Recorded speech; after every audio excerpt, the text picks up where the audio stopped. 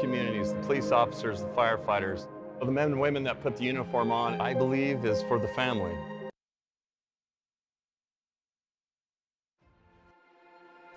Our Heavenly Father, we thank you for this night. We thank you for this event.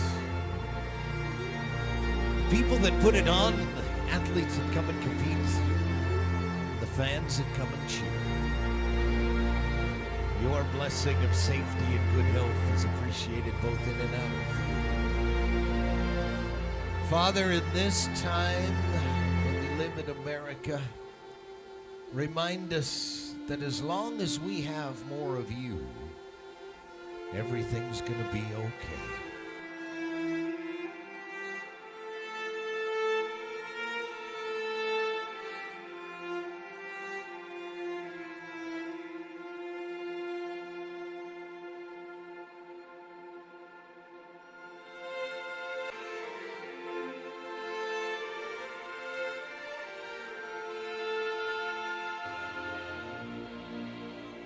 If you are proud of that flag and all that she stands for, come on, Utah, let's hear how proud you are.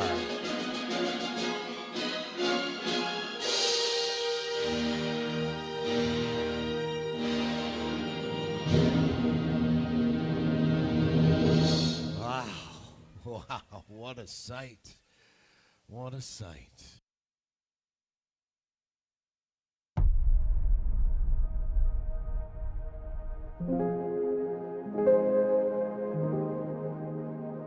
Follow the Flag has definitely come to life over the years. I've watched people come out of the woodwork, a community come together, multiple communities across the state, across the country. People have come out and supported and wanted to be a part of and get engaged. And in my eyes, it doesn't necessarily have to be under a Follow the Flag group. It's anybody that wants to do anything. Put down the screen sometimes, get out in your community and see what needs to happen. Just look around you, just focus. These men and women in uniform that fight for our country, we also need to fight for our country on the other end. Just in our homes, and on the streets, and out in our community. The impacts that we can make are to those around us, and mainly in our home. The people that are sponges, the kids around us, our friends around us, whatever we do and say, they're going to absorb it. Teaching our kids on what the flag represents, teaching our kids why these men and women put the uniform on to protect our communities, the police officers, the firefighters. The men and women that put the uniform on, I believe, is for the family. I think that's the reason a lot of us fight for this freedom here, is because this is the place God created for the family to really be free and thrive. And with all those freedoms, the most powerful weapon that we all have is love. Love can outrule and outwin any evil and any war in this world. I think the most important thing that we could do is within the walls of our own home, the things we do and say, the actions we take, the way we work, that's the biggest influence, and that's your weapon. And the most powerful thing that we have here on earth and in this life is love. If we utilize that and if we recognize that and work by that, then this next generation, these kids they're gonna know what it means to love, and they will definitely carry on this patriotism in this country, because if we don't teach them, then it's lost. Were you ever in the military yourself? I was not, but we all have ways that we can serve, and this has become mine. To live in this land of freedom, somebody sacrificed to the extent of signing their life away. And so to just be free in America, I recognize the real truth of what it took to get me there. It's people you've never met. So many heroes in that story. You too, Kyle. I love that. Follow the flag. Yes. It's fitting. We're super excited to be here in Twin Falls. Everybody has been so kind and accepting and welcoming to us. And the flag itself out here, it's the largest flag to ever fly in history. It's going to be beautiful. It'll change people that didn't have a love of country or love of flag. It'll grow. It's awesome what it does. The stories that happen behind the flag, though, are what's great. In fact, just us coming together for this reason, we're the modern day flag bearer. The flag bearers of old would charge into battle, smoke and haze. Somebody gets knocked down and someone else picks it up. That's happening today. These streamers here are streamers that we fly with the flag when it flies, and different missions that we've done. So in our community, someone passes away, we'll go out and do flag service for them at their funeral. The chapel will be surrounded with flags, the streets will be lined with flags, the gravesite will be lined with flags. But an interesting story, the miracle that already happened really before we left Utah to come here. There's a small group that tomorrow night will have an event right here, and we had this flag walk planned to meet at the same place, and so it was booked. We were trying to figure out how to negotiate the two events colliding. Well, the event that's taking place is a suicide prevention mental health awareness group called Love Yourself. And it's a very early stage of this organization. So Lorraine, the organizer up here with the Magic Valley 9/11 Memorial, showed up at her house the next morning to say, hey, we've got this event that we're kind of crossing over at the visitor center parking lot. This group from Pleasant Grove, Follow the Flag's coming, and she started to cry. The reason she was really crying is because her son took his life in Grove Creek, where we fly our flag. She knew what we do and what Follow the Flag is, and little did we know we'd be flying the stream of force. Is anyone here tired? Because I know Leandra has been. I am. So because of that, we wanted to start the show with some excitement, hopefully to get you all up and going a little bit. But first, I wanted to introduce us. My name is Michaela. Right next to me, I have Leandra. And over on the end, I've got Janessa. And we are the Gibson Sisters. And the first song that we wanted to start with is by one of our favorite country artists, and truly, in our opinion, one of America's treasures, the one and only Toby Keith. Yeah. Now, if you know it, feel free to sing and clap along, because we'd love to hear it. American girls and American guys, we always stand up and salute.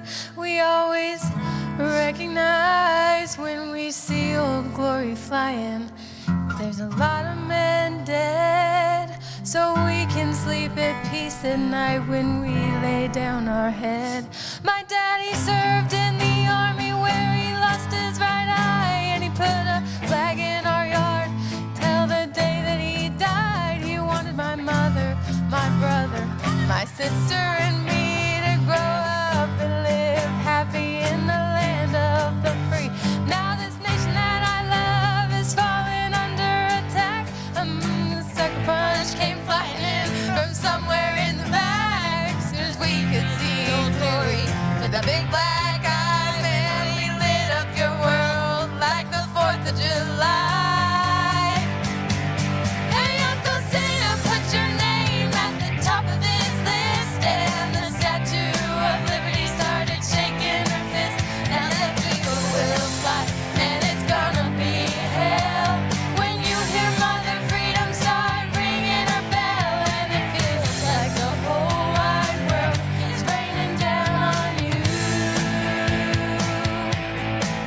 Oh, but to your courtesy of the red, white, and blue.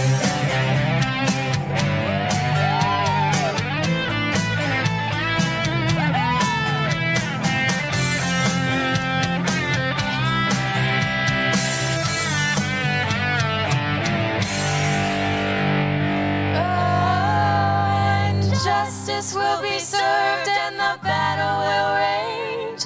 This big dog will fight when you rattle its cage. You'll be sorry that you messed with the US of A. 'Cause we'll start kicking your grass at the American way. Hey, Uncle Sam, put your name at the top of this list, and the Statue of Liberty started shaking her fist. Yeah, that eagle will fly, and it's gonna be hell when you hear Mother Freedom start ringing her bell, and it feels like the whole wide world is raining down.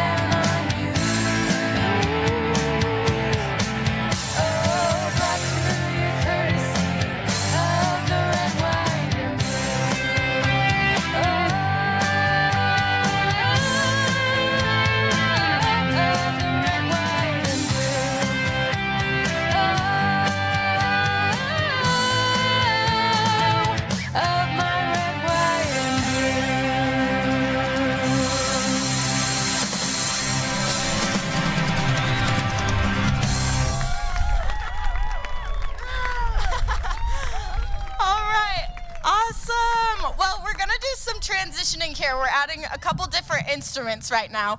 How many of you here like rodeos? Yeah, we love rodeos. So we decided to write an original song about it called Rodeo Nights. So we're gonna do a little bit of fun right before. We're gonna do some fiddle wars. So I'm gonna let them get ready and I'm gonna keep talking while they're finishing that up.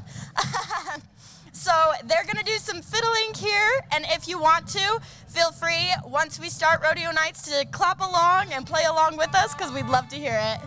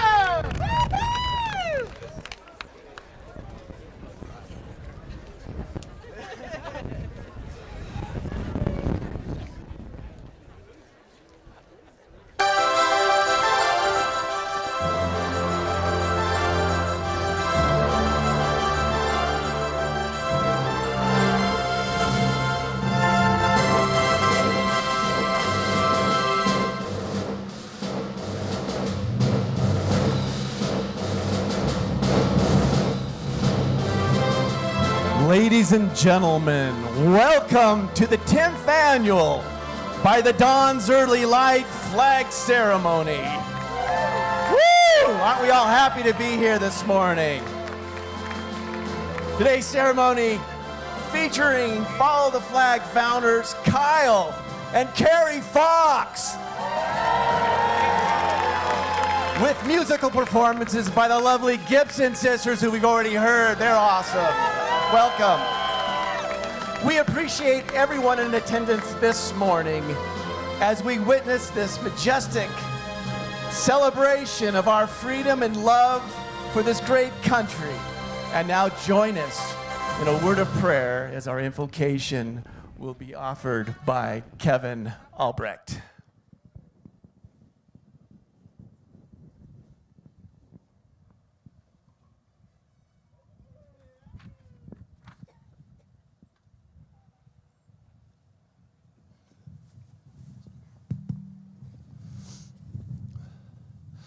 Our most gracious Heavenly Father, we are so grateful for the many blessings that Thou hast blessed us with. We are so grateful for the freedoms and liberties that we enjoy on the backs of many that have given the ultimate sacrifice, and the families that have supported them, the loved ones that never returned home. We are grateful for all the servicemen and women, both past and present, and especially those here today. We are grateful for all of the sacrifices they have given. We ask for a special blessing to be upon them and upon their families. We ask to bless them with the struggles that they may currently have, that Thou will buoy them up. And we, Thy servants, can let them know our love and gratefulness to them. We are so grateful for the blessings that we each enjoy to live in a free nation. We're grateful for all of those that have helped us have the blessings that we have this day. We ask for a blessing to be upon all the participants today, that the messages that they have prepared will be able to easily be presented to us today. We ask for a blessing for all those that are in need. We love Thee very much and are grateful for all that we have received. We say this humbly in Thy name, Jesus Christ. Amen.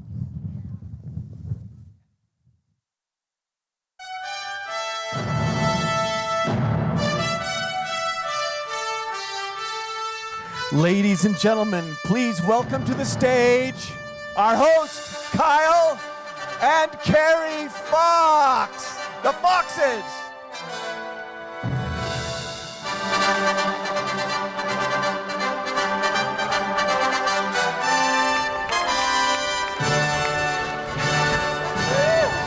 Oh my goodness. Did you see it? Wait, did I see it? They came back. All the people? You came back? Yes, you guys, thank you. So, you know what Kyle actually said to me last night? Do you remember? He's like, what if nobody comes? And I told him I wouldn't be surprised because it's not your everyday person who's like, we should do some crazy things on a stage and invite people to watch us. But we do that. So thank you. You guys are beautiful. It looks so good out there. Yeah, it's just hanging a rope across the canyon and a big flag. I don't know. But I don't know if you guys can feel it, but last night it was said, people showing up here, that there's something different here. They can feel it when they show up, and I hope that you guys all get a little piece of that today. Should we send it? If you've been here before, you know this happens fast. Things move quickly. Let's do this. I think we should do it. So I'm going to reach out to our mountain team and make sure that they're ready to deploy this American flag. Okay. You guys ready?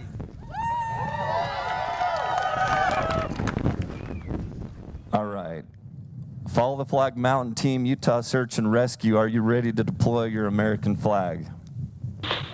Yes, sir. Freedom is ready to fly. All right, here's what's going to happen, guys. We have a mountain team up there on both sides of the canyon and a whole lot of flag and freedom. Maybe a little duct tape, zip ties, and Velcro.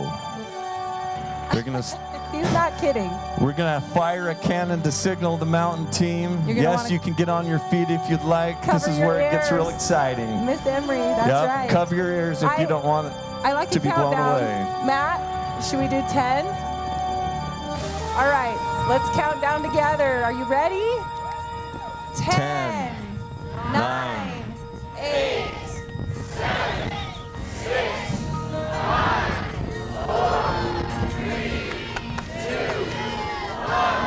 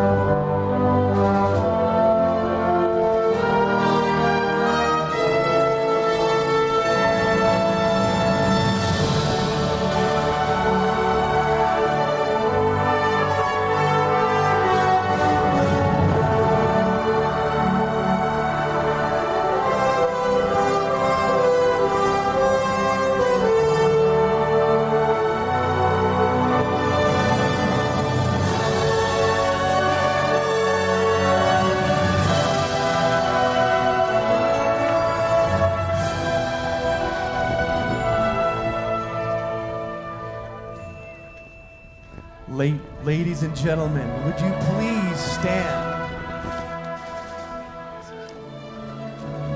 Remove your hats. And now, to honor America, singing our national anthem, here they are, the Gibson Sisters.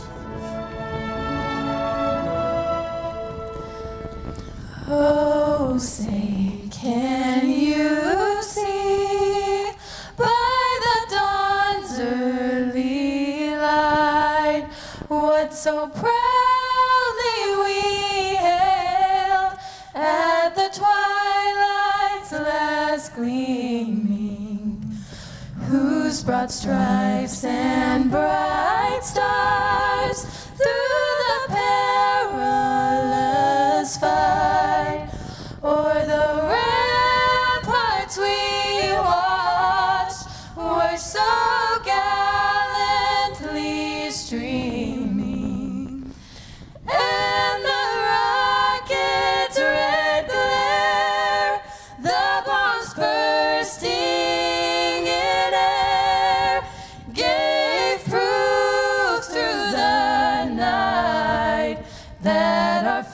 flag was still there.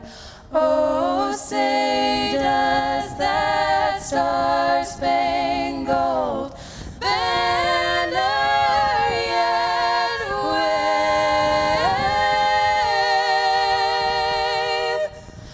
o'er the land of the free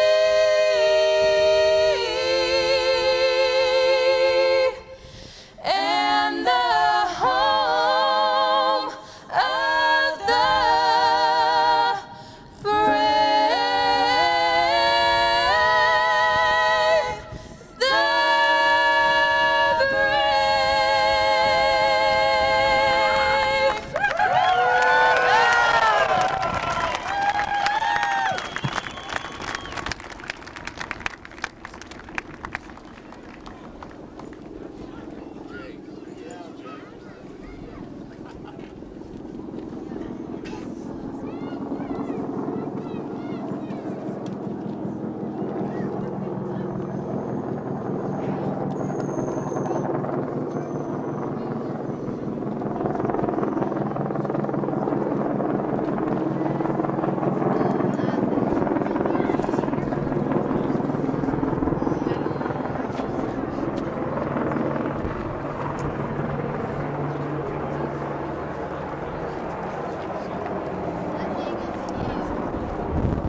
All right, will the audience please be seated?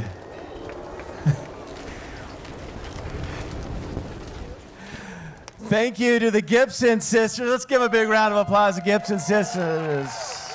Gibson sisters for that beautiful rendition of our national anthem. And thank you to the Air Pirates. They just flew over. They're from the 1st 211th Attack Reconnaissance Battalion. That was an awesome, awesome patriotic flyover. Don't get that every day.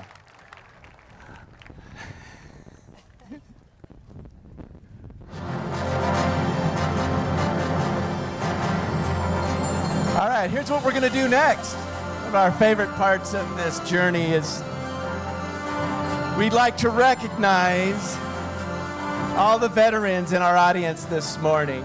So, if you served in the armed forces, when you hear the anthem of your particular branch of service, we would love to have you stand. Here we go.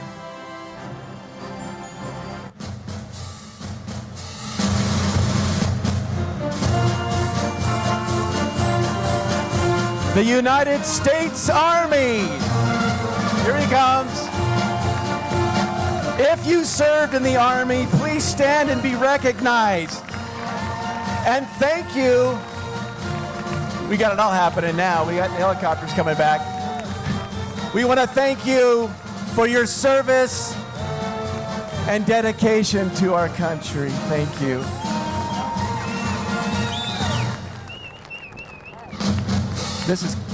Here we go.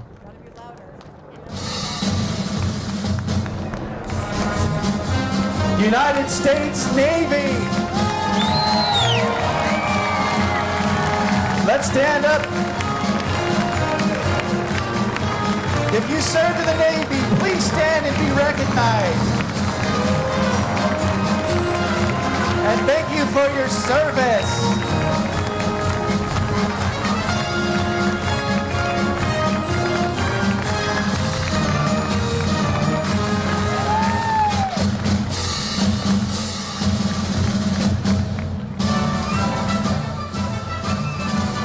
United States Coast Guard. If you've served in the Coast Guard, please stand and be recognized. And thank you for your service. Yes, you, right there. Thank you.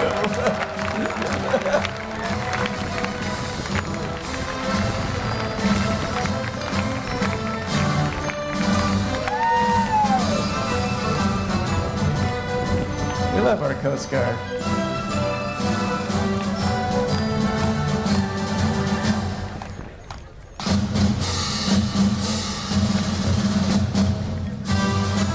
United States Air Force. If you served in the Air Force, please stand and be recognized. And thank you for your service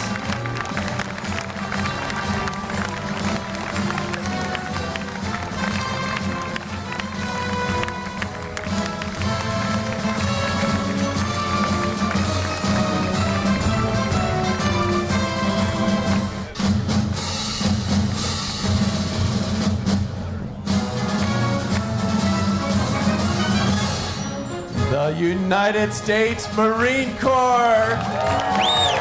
Yes, if you served in the Marine Corps, please stand and be recognized. And thank you for your service and dedication to our country.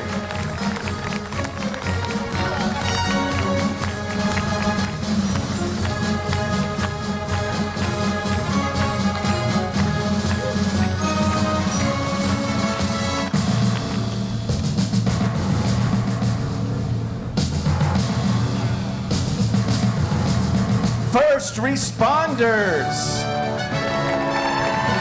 Yes, we need you. If you serve as a first responder, our firefighters, police officers, search and rescue, paramedics, EMTs, medical professionals, and other first responders, please stand so we can recognize you. Thank you so much for what you do for us in our communities. Thank you. And thank you to all of our wonderful veterans and first responders here this morning. Let's give them all one big round of applause again. Here we go.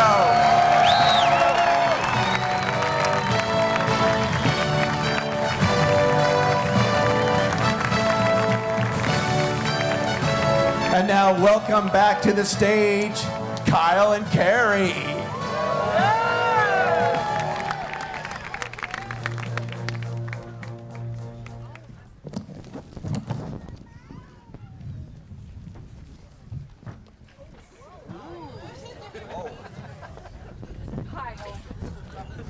Are you surprised? Absolutely not. I am not surprised. You guys, we have a little surprise for 3 veterans. Melvin Lemon, can you come up here? Pink, Leonard Carter, and David Fossum.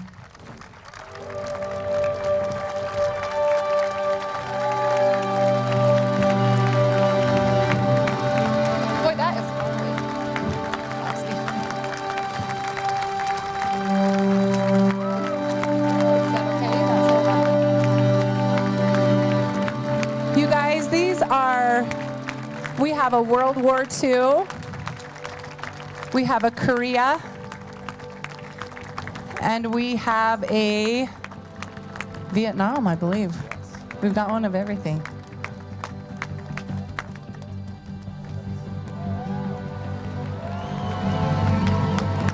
Melvin, it's good to see you. Hi, Pink. Right here. Come and have a seat. Hi, David. Aren't they good looking? I hope I'm not going to give any of you too big of a scare. All right. I'm going to share a short little story about each one of these guys. Right here, this is my buddy Pink. He turned 92 on Friday. Did I get that right? 92. When I saw him on Sunday, I asked him, I said, did you party hard this weekend? Did you party hard? And he said, no. I've had 92 birthdays, but I kind of don't believe him. So he, when he was 21, was drafted into the Army, and he went to basic training in heavy weaponry. Then he was deployed to Korea. He was dropped right on the front lines in the area between North and South Korea. On his second night, he was in a pit that was blown up, and 2 of the men there died.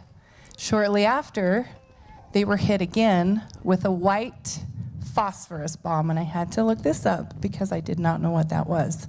White phosphorus is a chemical compound that when it comes in contact with oxygen, it explodes into a very high heat fire, gets in your eyes, your ears, your lungs, your skin.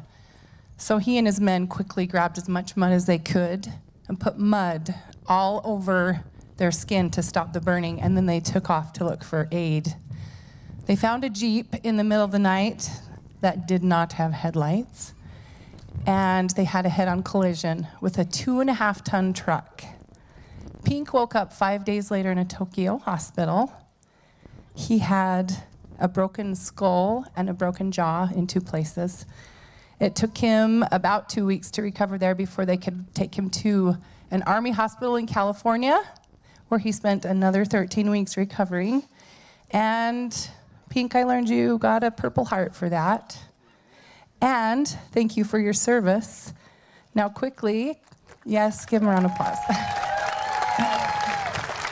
This is the coolest guy. I was visiting him at his house, and he had all this candy. He was feeding my 1-year-old and my 7-year-old, and he has a blanket that says Pink. And I said, "Where'd you get that nickname?" And he's like, "I don't know." I just love him. Hey, I just love him. He is wearing the right hat. I do know that. Yes, he is. All right, David Fossum here. He just asked me who gave you my name. And I know, if you guys know Gretchen, his daughter, she pretty much holds the city of Cedar Hills together. She's kind of a spitfire. She's a friend of mine, if you didn't know. So David Fossum served in Vietnam. He served our country for over 20 years. He served in Vietnam in 71 and 72. And in 71, David Fossum flew over the Republic of Vietnam through some enemy fire, bad weather, and hostile situations, and received the Flying Cross.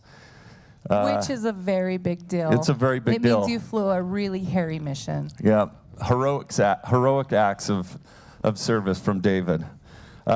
David also, one of the coolest things I think really, is as a cadet, you're supposed to be single. You have to be single. So guess what? Marietta, his love, became his wife day 1 after cadet, after his training. Very smart. Yeah, David, he received all sorts of ribbons and accommodations, medals for all his service over the years. But David mentioned that his most heroic person in the household was definitely his love, Marietta, for holding the 5 kids together. Stand up for us, would you please? You know, you may not have wore a uniform, but you're definitely the most important one in the house. I do know that's how it works. You sacrificed that service, so thank you, David. Thank you for your service. All right, buckle up, because Melvin Lemon is a rock star to me. Are you 98, Melvin? I tried to do the math since last time I talked to you. When I called him to see if he could be here, his wife, Marilyn, they're the M&Ms, by the way, she was like, "Oh, he's out irrigating the fields." And I'm like, "He's doing what?" Because you grow cherries, and probably, I think last I heard it was like 150 peach trees. And anyway, we are going to be selling Melvin's cherries in our merchandise tent throughout the week. This is his doing, by the way. You guys, yes, he said, "Can I give you cherries off my tree and help you fundraise?" And I'm like, "Are you kidding me?" He's the greatest. You're the greatest. Okay, so Melvin's service. This is his original uniform, by the way. Can you believe? So when Melvin was young, World War II broke out. He was a teenager, and he and his buddy were like, "Let's go sign up for the Navy." So they go, and he does the doctor's exams, and the eye doctor came back to him and said, "Bud, your eyes are so bad you can't even join the Boy Scouts. I'm sorry." And I think that's really rude of him. So Melvin was drafted into the Army. And he had so many near-death experiences that it blows my mind. He remembers sleeping. Well, actually, first of all, he was dropped on the front lines with no gun. No gun. I'm trying to figure that out. I mean, no gun. He remembers digging a foxhole every night, and he would take turns with a buddy. He'd sleep, and then the buddy would sleep. He remembers never bathing on the front lines. He made friends with a couple of boys from the South who were coon hunters, and he feels like they kept him safe. One day, he and some men were ordered to hike up a hill. On their way back down, there was a Japanese sniper who started firing at them, and Melvin had the thought to drop to the ground and pull a giant palm leaf over himself. And it saved his life because everyone else who was running down the hill with him was killed that day. There was another time when a big mortar shell dropped right at his feet and it didn't go off. And this is my favorite. One day, sorry, it's not funny, but wait, just wait. They were running from enemy fire, and Melvin felt something wet running down his leg. And he kept running for a while, and then he heard and had somebody look at it. What's going on? I got wet running down my leg. And the guy said, "You've been shot. You've been shot." And Melvin said, "I don't care." And he pulled him up and kept running. And he carries the shrapnel in his bum to this day. I want to be like Melvin when I grow up. That's pretty cool. Melvin, you were offered a Purple Heart, and you declined it, saying that other people deserved it more. But you, I'm sure, have everyone's heart here today. So thank you for your service. Okay, and for the surprise, Cole, do you have the streamers for me? All right. Can I tell this? Oh, yes, you got it. You go. All right, Send so it. when we make these enormous flags, Colonial flag does, we don't. We square them all up in a big warehouse on the floor, and at the very bottom of all the stripes, we true up the flag and square it up. So the cuttings of the flag now are streamers, and they have your names and your service on them, and we will be flying those up on this mountain with the flag this week, and we'll give it to you when we're done. Thank you for your service.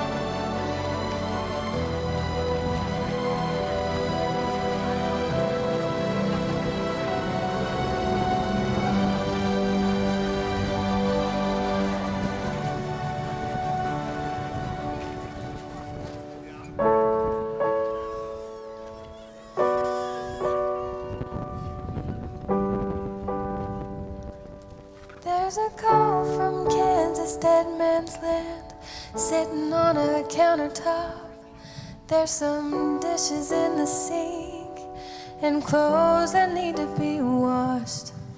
You've got a family and I've got mine, but I put yours first. Right before I take my boots off, there's another call to work. Down the road I go. Have no fear is what they say. Protect and serve every day. You put your life on the line, risking yours to help save mine. You're sacrificing all your worries. I know sometimes you get discouraged, yeah. Thank you for your service. Thank you for your service.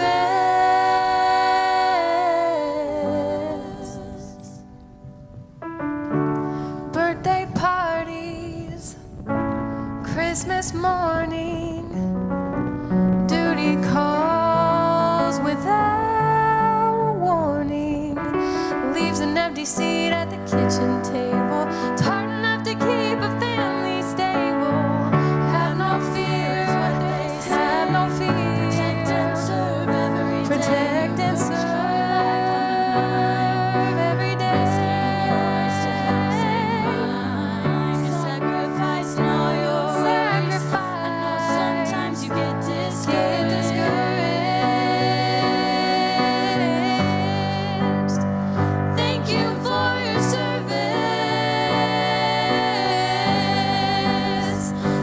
you for your service.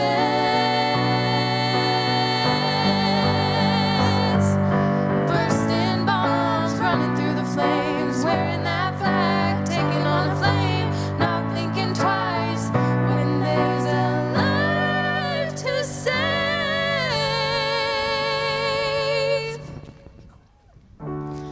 Have no fear is what they say. Protect and serve every day. You put your life on the line to help stop death and all of its crimes.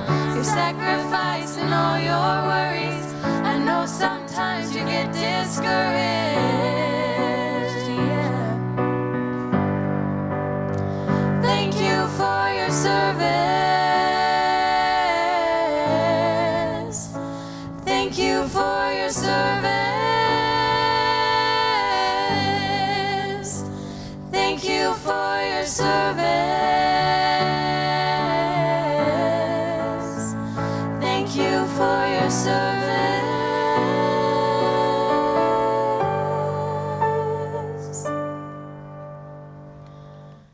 Thank you for your service.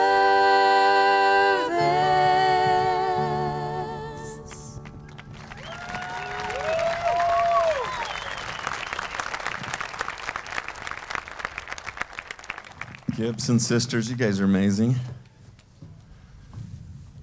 So, follow the flag, 9 years later, 10 years later.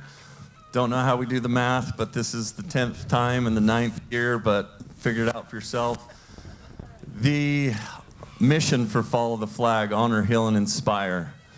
That found us. We didn't find it. We didn't make it up. It was the things that we were doing that all of a sudden we discovered that that's our mission. Carrie and I wanted to inspire, and I think we've been able to achieve that with young and old, all ages. One of the things that we wanted to do at some point was be able to give back and help. And this last year we decided, hey, we need to start doing, I want to do a scholarship. I want to do one at Pleasant Grove, my alma mater. Carrie wants to do one at Emery County. Well, there's an empty seat here that spurred us to do that. And Carrie lost her dad, James Nelson, this last year, and that kicked off a different move for Follow the Flag. So now there was scholarships in place, both at Emory and Pleasant Grove High. My dad taught school for 37 years at Emory High School. I think maybe a few of those were in Monticello.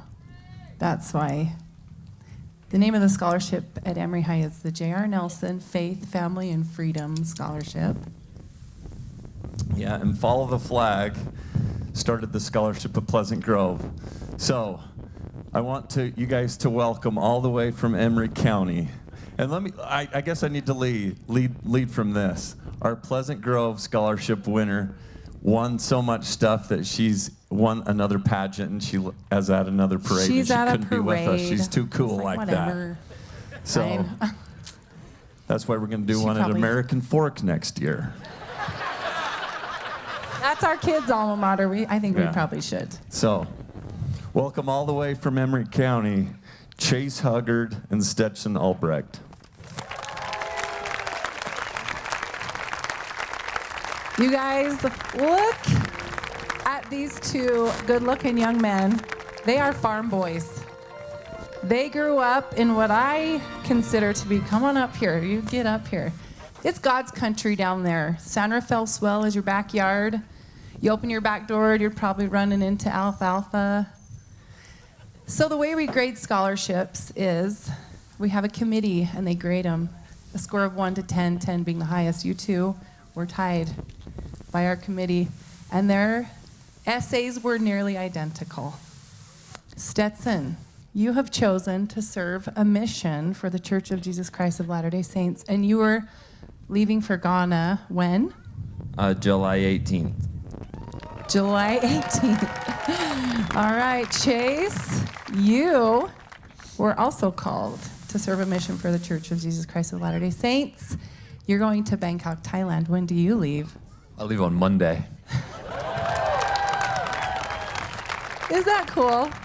All right, Stetson. In his essay, he wrote about a young farmer who was recently paralyzed in a horse accident.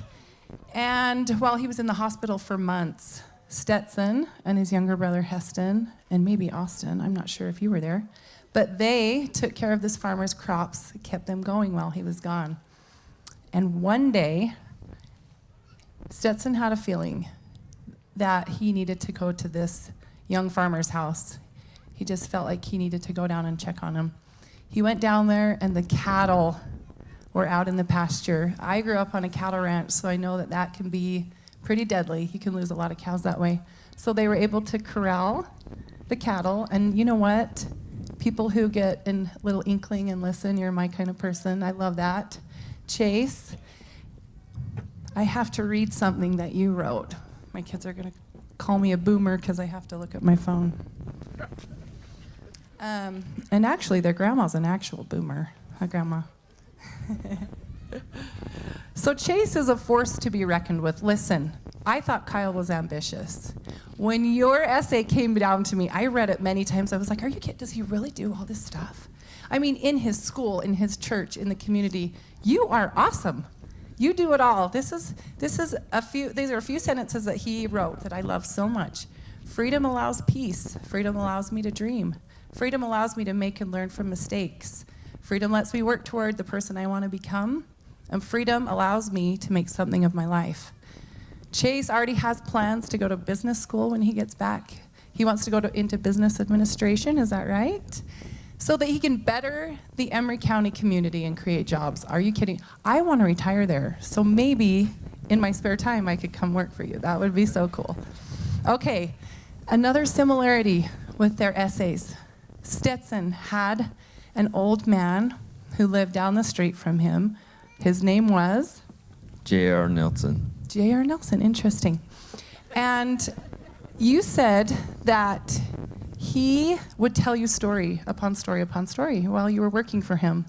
And he actually helped build your confidence and influenced your decision to serve a mission. And then there was something funny, is that he loved Stetson so much that he named his favorite farming tool after you. And I have this on very good authority, that he could yell, "Bring me my Stetson," and everyone knew what he was talking about. Can I explain the Stetson? Sure. When you can't move around and get stuff anymore, you have a bend. retractable magnet. A retractable telescoping magnet to pick anything up. So that's the Stetson. Stetson would pick anything up and move it for him. So he bought him his first Stetson. All right, Chase, you had a 93-year-old woman who lived down the street from you. What was her name? Dorothy. Dorothy. He visits her every Sunday, and he too helped her in her yard year-round. He would work in her garden and plant sunflowers, and she taught him that people and relationships are far more important than things. And you had a line in your essay that said, she was actually planting something in you and helping you grow. And something funny about his was that Dorothy would always tell him how big his muscles were.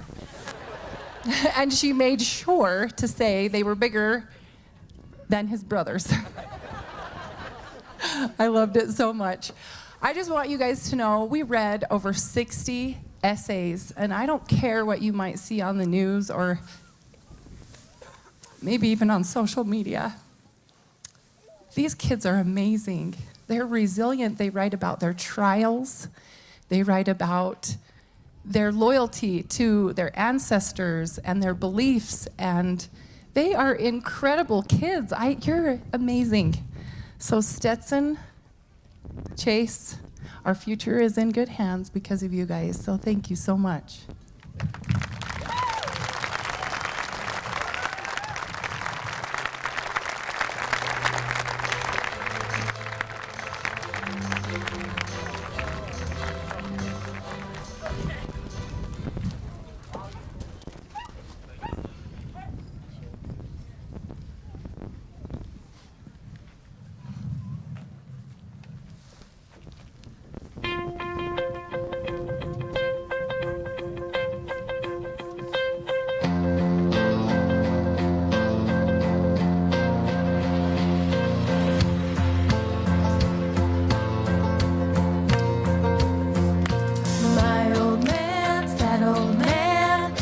his life living off the land. Dirty hands and a clean soul. It breaks his heart seeing foreign cars filled with fuel that isn't ours. Wearing cotton that we didn't grow. He's got the red, white, and blue flying high on the farm. Semper Fi tattooed on his left arm. Spend a little more in the store for a tag and the fact that says USA. He won't buy nothing that he can't fix. With WD-40 and a Craftsman wrench, he ain't prejudiced. He's just made in America.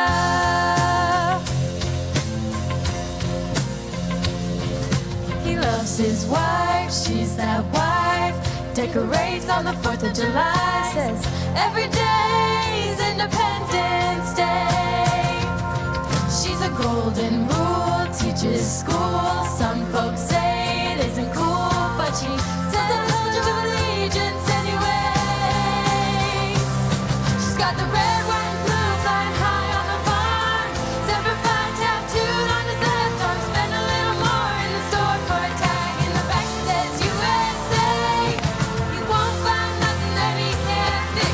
With WD-40 and a Craftsman wrench, he ain't prejudiced. He's just made in America. Born in the heartland, raised up a family. King James and Uncle Sam. He's got the red, white, and blue flying high on the farm. Semper Fi tattooed on his left arm. Spend a little more in the store for a tag in the back that says USA. He won't buy nothing that he can't fix. With WD-40 and a Craftsman's wrench, he ain't prejudiced. He's just made in America. Woohoo! Made in America. Made in America. Made in America. Made in America.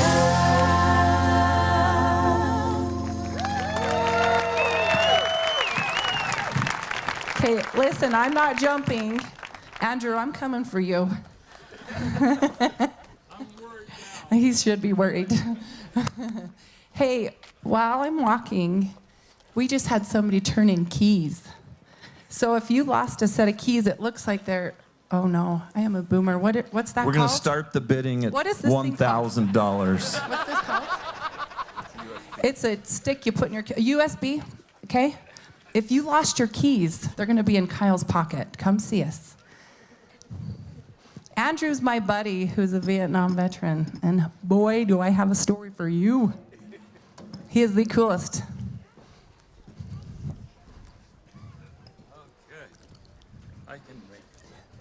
I'll hold your hand. How old are you? I just said everyone else's age. Can I say yours? He's 77. Woo! Jane, are you going to come up here with us? Do you want to come sit? You can hide. Do you want to hide? You hide. Okay. All right, my little rebel friend, you sit right here. Thank you very much. So, when Andrew was 19, the Vietnam War was raging. And he said he was pretty opposed to it. He was an artist, he was musical, he was a rebel. I mean it. He wrote a letter to his principal faking tuberculosis. And he missed 47 days of school. Straight. His dad owned the local drugstore, and his principal went in there, and he was like, "Oh, Mr. Wilson, how's Andrew?" And his dad was like, "He's fine, why?" Busted, okay? So even though he was opposed to the war in Vietnam, he was drafted. And so you know what he said? Well, if I'm gonna die, I am gonna die with the best guitar in the world. And he went and bought a Martin D28 guitar, okay? And he and this guitar made their way all the way to Fort Lewis, where they were to board a plane with the other draftees. Okay, do you want to hold that for him? Do you want to hold it? You good? Sure. Okay. So they're all boarding this plane. It's a sea of draftees, and they've got their duffel bags, and Andrew's got his guitar in his duffel bag, and he gets to the door of the plane, and there's a sergeant standing there, and he said, "You are not getting on this airplane with that guitar." And Andrew was like, "Fine. If it doesn't go, I don't go." So he walked back down the ramp. I can imagine what that looked like in the sea of people coming up. He went and hid under the wing of the airplane, smoked a couple cigarettes, took his time, waited till it was almost time to go, and he went back up the ramp, and he said, "Hey, Sergeant, I just talked to Lieutenant so-and-so, and he said," this is a direct quote, "you're full of crap. And I can bring this guitar on this airplane." And they kind of had a face-off. And then the sergeant said, "Get on the plane." So the Martin D-28 headed for Vietnam. So there was an interesting character that he met in his flight line one day. There was a man in this impeccable uniform. It was starched, it was tailored. And in contrast to that, he had John Lennon glasses, love beads, and long hair. And Andrew was like, "Who are you and what are you doing here?" And this guy said, "Well, I'm part of the Special Services," which a lot of you may know that there are entertainers who go around and entertain the troops. But did you know, because I just learned this, that there are areas that are so dangerous that the Army actually has their own band that you can try out for. If you're an Army man, you can try out for the Army band. And then you go travel to these places that are so sketchy, they won't send other people. And Andrew was like, "No way, I want to do that." So he went down to Saigon, tried out, and made it. He said it was so fun. And the craziest thing they did, they turned their amps one day towards the militarized zone. And they were like, "Hey, if you don't shoot any rockets, we'll play music." And so they played music as long as the rockets weren't fired. Another day, they were out in their company area, and they saw this big C-130 plane flying at them, and they were all like, "Oh, here comes the mosquito sprayer." They're spraying mosquitoes. And Andrew's from the beach, and he said, "Yeah, just mosquitoes." No, they were spraying Agent Orange, and it got all over Andrew, all over the men, and all over the Martin D-28. And it actually ruined the guitar. It melted the finish. It bubbled. The pick guard is plastic. It turned to putty. So he took his thumb and he carved designs into it. Eventually, the bridge pulled away and the guitar just wasn't usable. So I'm going to fast forward to Andrew gets home from Vietnam. And this guy turns into a rock star. Like, I'm talking a legit rock star, on the charts, signed a major record label, was touring around 6 nights a week, and he was never more miserable in his life. We didn't know much about PTSD at the time, but he said he found himself driving down the freeway often at about 130 miles an hour, and he'd take his hands off the steering wheel and close his eyes and just take away the pain and the anxiety. And one day he was in a hotel room while they were out touring, and he hit his knees and he said, "God, I know you're there. I believe in you. All my dreams have come true, but I have never been more miserable. Can you please help me find a happier way to live?" That was on a Friday. He went home, and on Monday, he got a knock on the door from these 2 young kids in white shirts and name tags and skinny ties. And this is what the kids said. "Hello, we have a message from God." Later, Andrew finds out this kid was like, "I never said that one time in my entire mission, except for the time you answered your door. That's not how we greet people, but that's what came out of my mouth. We have a message from God." So, to you from God. He was baptized 6 weeks later. And first of all, I was talking to Andrew about his medals and all these things that he had gotten while in Vietnam. And the funniest thing, I was like, "Hey, Andrew, you got that? You got a good conduct medal. Good job." And you know what he said? It's because he never got caught. I wanted to read you in his own words. I thought it was incredible. About Vietnam. I hated it while I was going through it. But it was a magnificent experience and the greatest adventure of my life. If fighting for the Republic of the United States of America was the price I had to pay in order to enjoy this freedom and the ability to worship as I choose, then sign me up. I am ready to do it again because this, all of this, is worth it.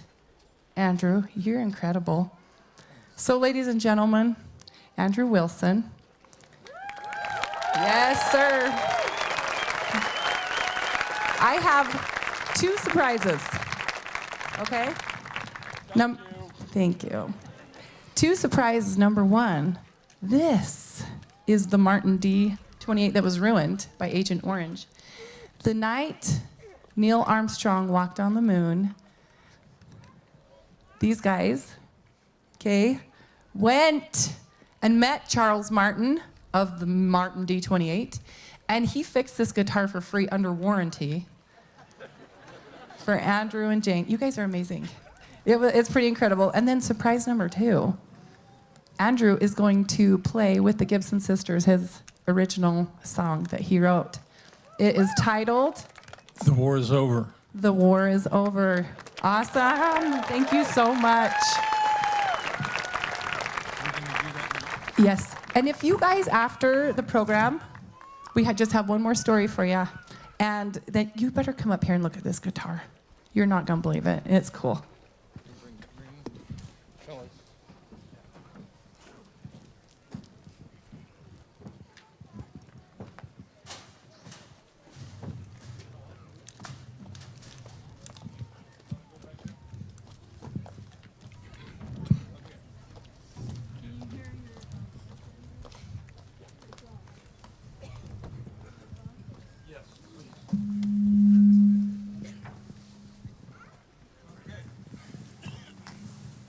Thank y'all for being here.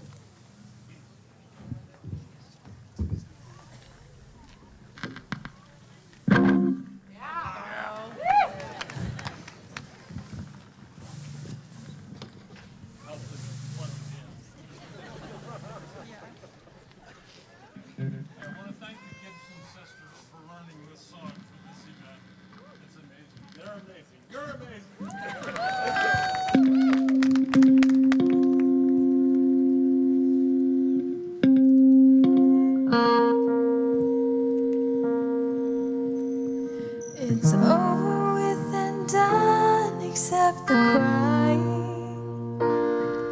Those memories cascade and fall like rain.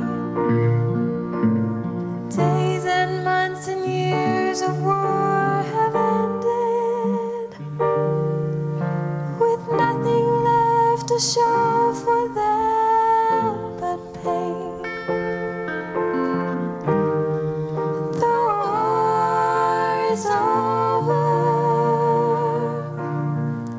Isn't that the news I heard him say?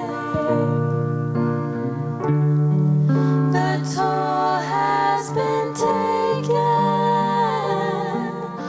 We paid the price, but who can count the waste? I'll be very happy when the warriors come home. We'll find work for the ones who did not die. Will we think about the next war before we fight the next? Or will we let our peace and freedom fly? The war is over.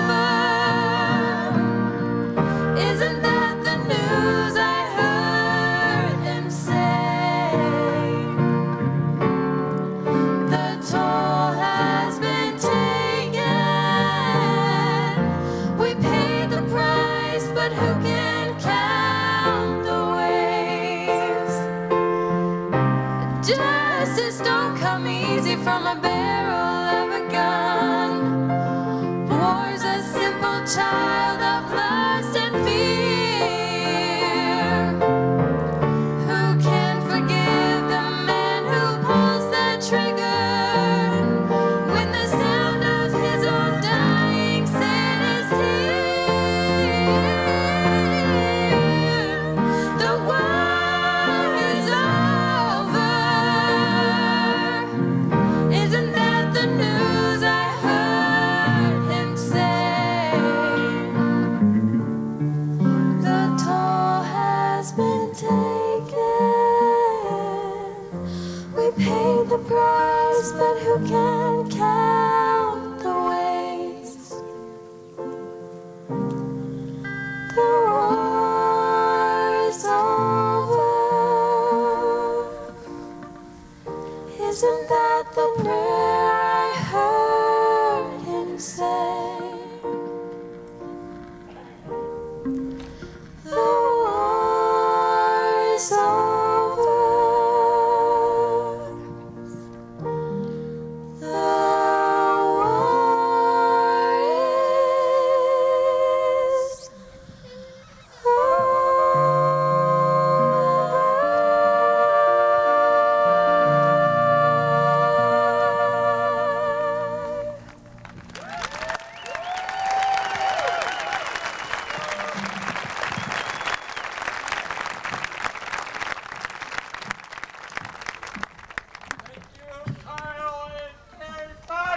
Thank you, Andrea.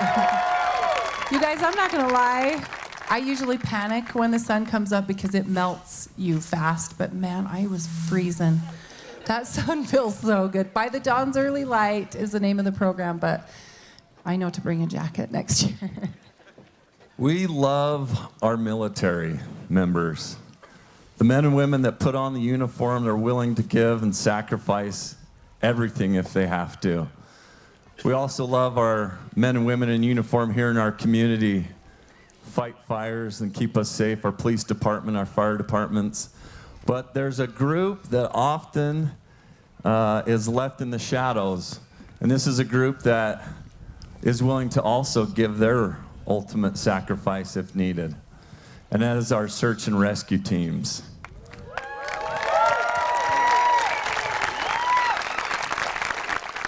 You guys witnessed a little bit of a miracle up here with the flag, and those guys were a part of it. So I want to introduce you guys. These people, these search and rescue members, are extremely humble, very tough, and very kind. They will go out into the most wild weather and climates, this beautiful Utah. The world comes here to play. These people will go in and bring you home to your family. And they also have the most humbling and spiritual side of bringing home people that did not make it. They recognize the deep impacts that has on the community and families. So this being said, I want to introduce to you a friend, a hero of mine.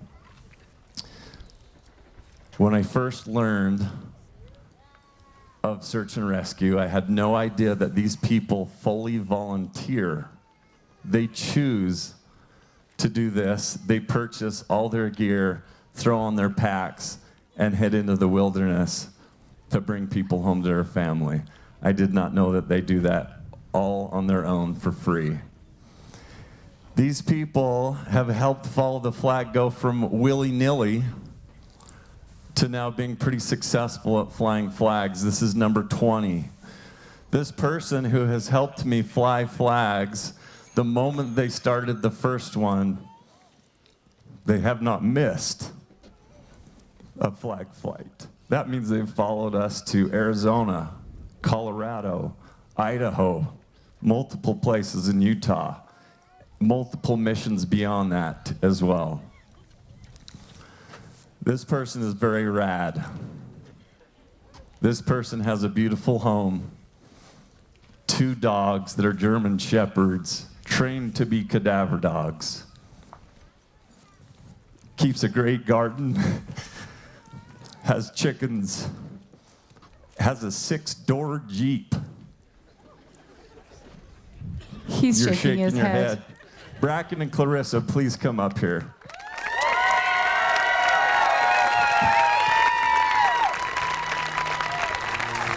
This is a surprise to Bracken, so Kyle might need someone to search and rescue him, because Bracken's gonna get him. All right, Clarissa had a hand in this. So we had 1,000 programs printed with Bracken's names in, or with Bracken's name and 5 without. This kid, yes.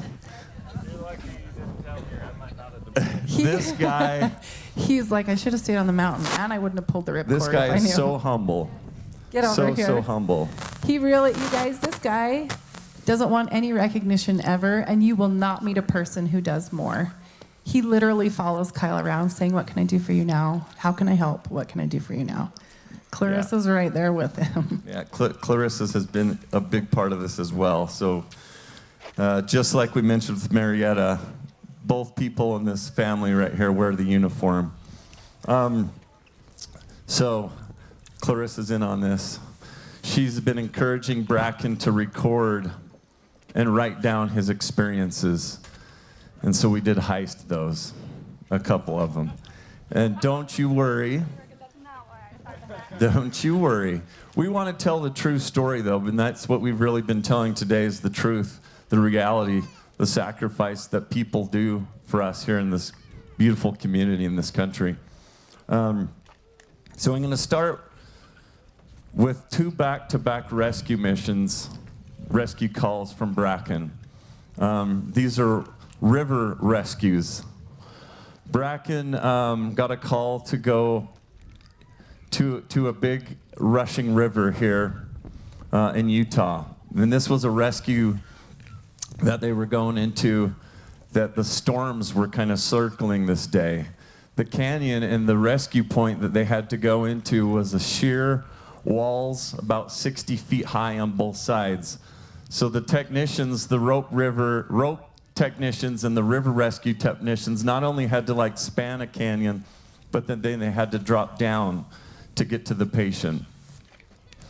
And as they made their way up into this place, they were walking through the rivers and filling their boots and their clothes and getting soaked. And these storms were brewing and coming in as they were making decisions on, you know, what the safety might be to bring this person home to their family. The storms prevented them to continue. One of the neatest things that happened, I think, this day was that this rescue did not happen that night because of the storms, this recovery. So the team that was up there soaking wet as the dark of night came in made the decision, we're going to sleep up here in soaking clothes in the cold, probably on the ground, because we want to bring comfort to the family that knows that their loved one is up there. Yeah. So they waited through the night, woke up the next morning, and completed the recovery. They brought this person home to their family. So Bracken jumps in his 6-door Jeep, and he starts to head home. And on the way home, another call. So Bracken gets on the phone and wisely calls his wife, Clarissa. And the next thing you know, he's turning and headed down to another city for another river rescue. Had no sleep, was drenched, was wet, but they needed a special river rescue technician, and Bracken was him. So Bracken shows up at the banks of this river. One of many. That's right. See how he is? They are a team. I was one of many. They are a family. Bracken, they are a you're team. awesome. They are so close. These are search and rescue. And so Bracken described this to me at one point, that he was all suited up. So helmet, life jacket, all the equipment that he may need. And the safety of these teams, they have trained and figured out positions on the river of where they can jump in and where they can escape, where they can exit. And so all the strategy has taken place. And Bracken is there standing at the banks, ready to jump in as they search for this person. And the time came, and Bracken made that decision. He had a safety line attached to him. And as he jumped in, the force of that river blew him down the river so fast that the safety line was lost, and he missed his exit point. And at this point, Bracken is in defensive swimming mode, and I'm going to try to talk to you about defensive and offensive swimming. So, offensive swimming would be paddling, face down, and trying to move around in the water. And defense, you're trying to save yourself. So you are on your back, feet down river. So Bracken's raging down this river, and it's just splashing water, and you cannot exit the river where these trees are. Trees are what they call strainers. You can get attached to these trees, and they'll hold on to you. They'll hold you underwater, and you will not escape. So Bracken's thinking in his head, think of your training. Remember your training. And he's eyeing the horizon and the tree lines to try to see where trees are, where ground might be. His team's overhead life flight then follows Bracken floating down the river. They stick together. They don't leave each other's sides. And as he's going down the river, he continues to battle and fight and swim. And a thought comes to mind. It's okay. Like it's okay to be done. And he then begins to pray. And when he begins to pray, that's when the helicopter that was over him, trying to keep watch of him, was actually splashing water on him. And he couldn't breathe. So when he said his prayer fervently, that's when the helicopter actually moved up a little. And he was still searching, paddling, trying to figure out how he could get out of here. His team was, running down. There was communication happening, trying to figure out how he was going to get out. And the place that you do not escape the river and exit is in these trees, and all his training has taught him that. But at a moment in the river, he heard the voice that said, "Go there."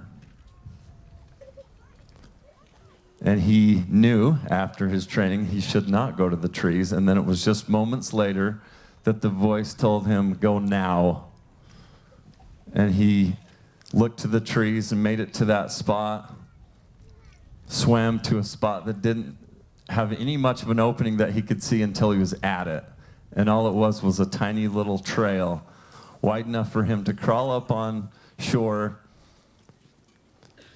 get on his feet, get back on ground, and then without energy, he had nothing left in the tank, fell back to his knees. And I actually think this was a really good place for him to be, because this man actually is constantly on his knees, thanking his Heavenly Father for the blessings that he has.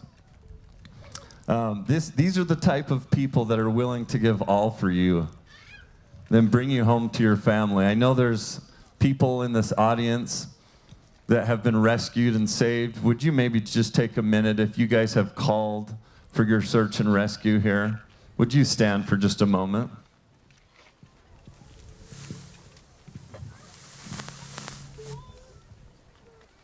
Thank you.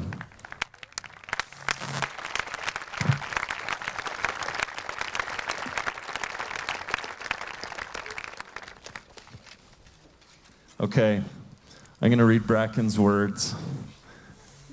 Now that we're warm, This is a mission. After another recovery that was particularly hard on everyone involved, Bracken had an experience. Driving down the canyon seemed very quiet, and the reality of the extreme situation we had just been in, plus the exhaustion, as well of having gotten to know the family, swirled around in my head. There was no longer any strenuous physical activity to keep my mind off things. As it all came in, I started to take it pretty hard. I was fighting off tears and doing my best to stop a serious sob session.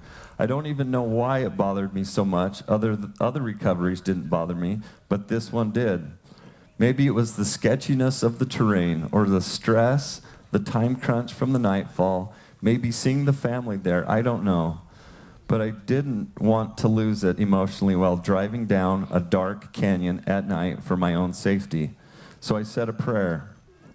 I asked for help to drive safely, and then I would be able to process everything okay. I didn't feel much better afterwards, but I had thought to turn on some music. So I turned on Never Alone by Lady Antebellum. I've always loved the message of that song. Listening to the song, I was still struggling, so I said another prayer. I asked for help to be okay with this for the same reasons, but I also didn't want to appear weak to the command guys I was meeting up with. I know that sounds silly, but here's what Bracken said. It was truly important to me since I wanted to be able to serve more in the future. I also wanted the knowledge for myself that I could handle it and do it again if needed. At that moment, I felt very clear that there was someone there with me in the car. I had an unexplainable, perfect knowledge that it was the man we had just recovered. I even knew his name. I had never known him when he was alive. I don't even know how I knew it was him. I never saw anyone with me, with my eyes, but he was definitely there. It was a feeling as if he put his hands on my shoulder and said, "Thank you."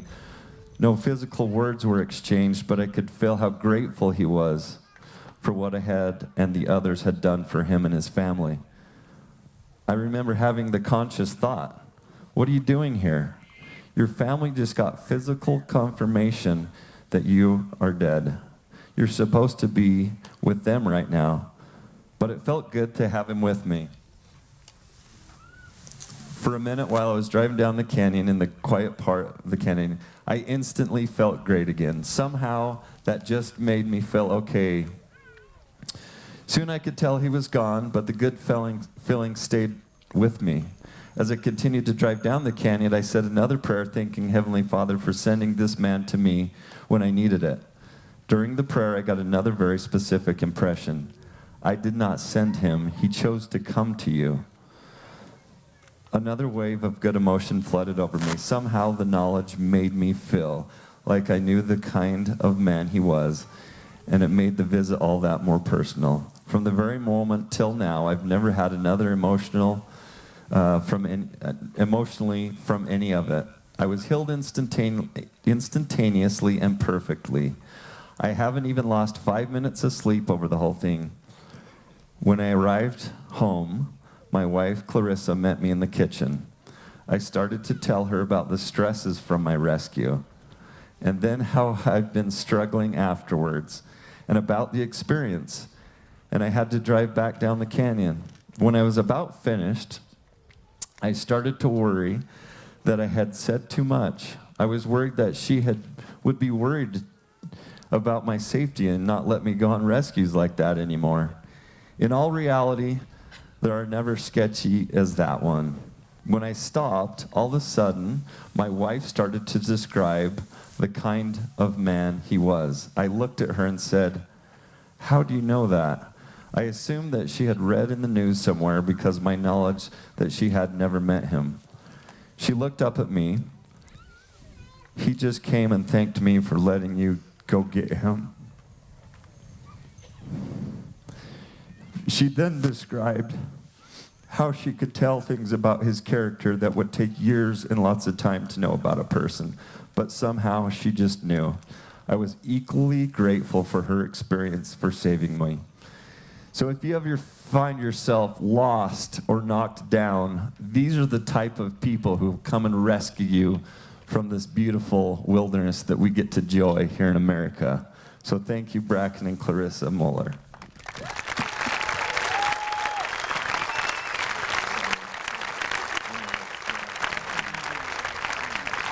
He just said, I'll forgive you later.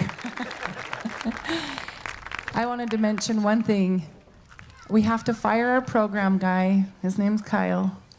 Because after the Gibson sisters sing this song, there's one more song, and you don't want to leave until you hear their last song. So ignore the program, and Kyle, you're fired. Thank you.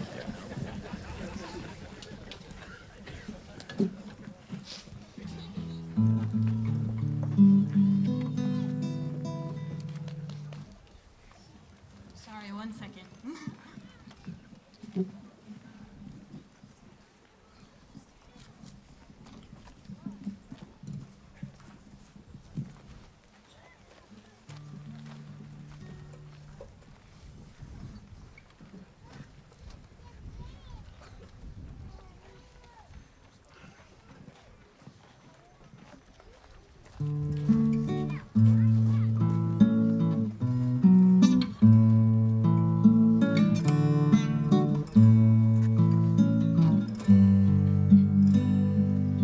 She was driving last Friday on her way to Cincinnati on a snow-white Christmas Eve. Going home to see her mama and her daddy with the baby in the backseat. 50 miles to go and she was running low on faith and gasoline. It'd been a long, hard year. She had a lot on her mind and she didn't pay attention. She was going way too fast. And before she knew it, she was spinning on a thin black sheet of glass. She saw both their lives flash before her eyes. She didn't even have time to cry. She was so scared. She threw her hands up in the air. Jesus, take the wheel, take it from my hands, 'cause I can't do this on my own. I'ma let it go, so give me one more chance to save me from this road I'm on. Jesus, take the wheel.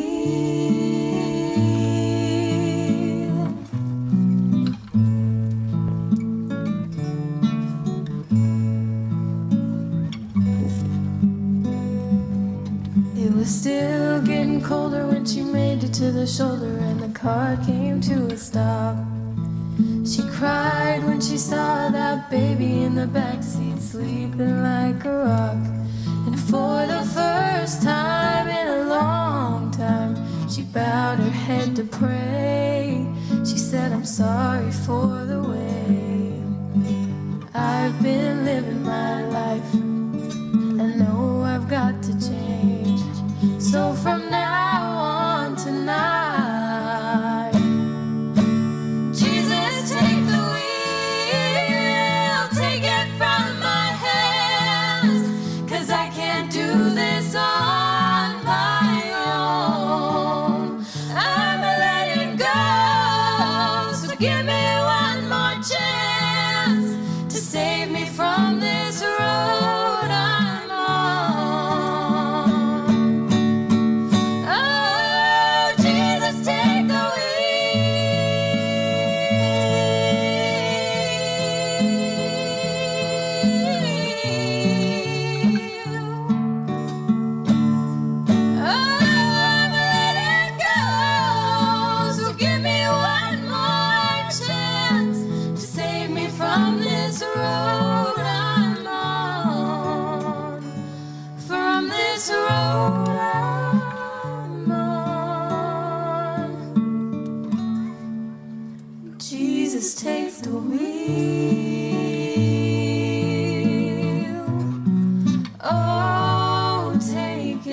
take it from me.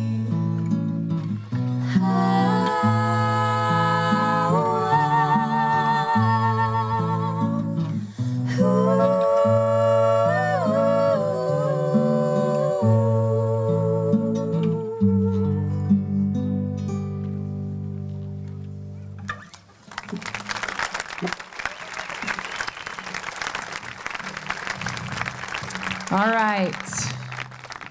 We have to take our annual selfie with you guys. And then, if you want to help the Follow the Flag mission move forward, buy a t-shirt or some cherries, and they might be here tomorrow. I forgot to ask you, Melvin. But visit our merchandise store. We have a lot of good stuff back there. Yeah, we have a live auction, a silent auction. You can walk through the trailer back there. And another little treat is Andrew's going to play God Bless the USA with the girls. So smile, everybody. If you can't see the camera can't see you.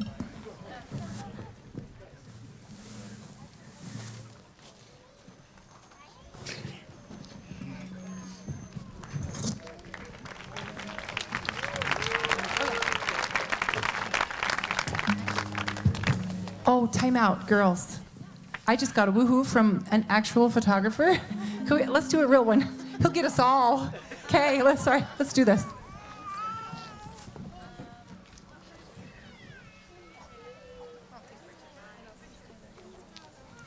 Awesome, thanks so much.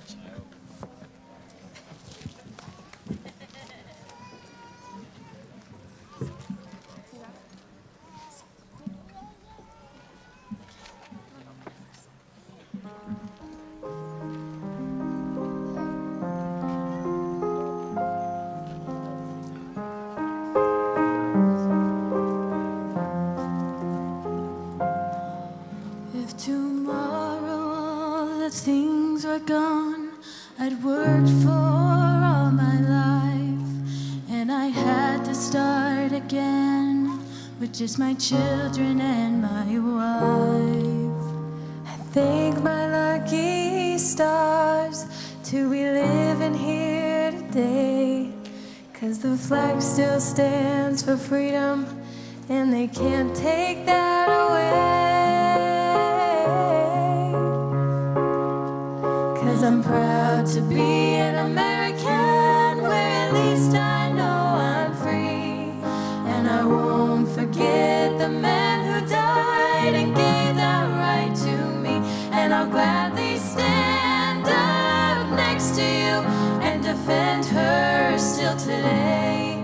'Cause there ain't no doubt I love this land. God bless the USA.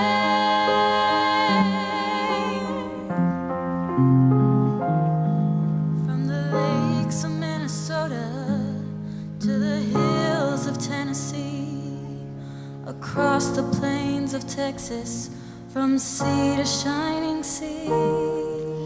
From Detroit down to Houston and New York to LA, where there's pride in every American heart. Oh, it's time we stand and say that I'm proud to be an American, where at least I know I'm free. And I won't forget the man who died and gave that right to me. And I'll gladly stand up next to you and defend her still today. 'Cause there ain't no doubt I love this land.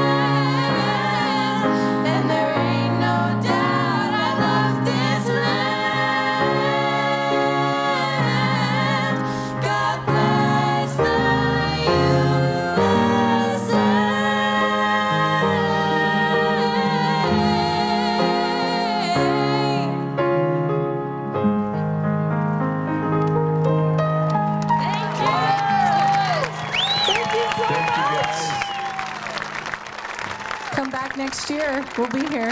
Keep on living the American dream.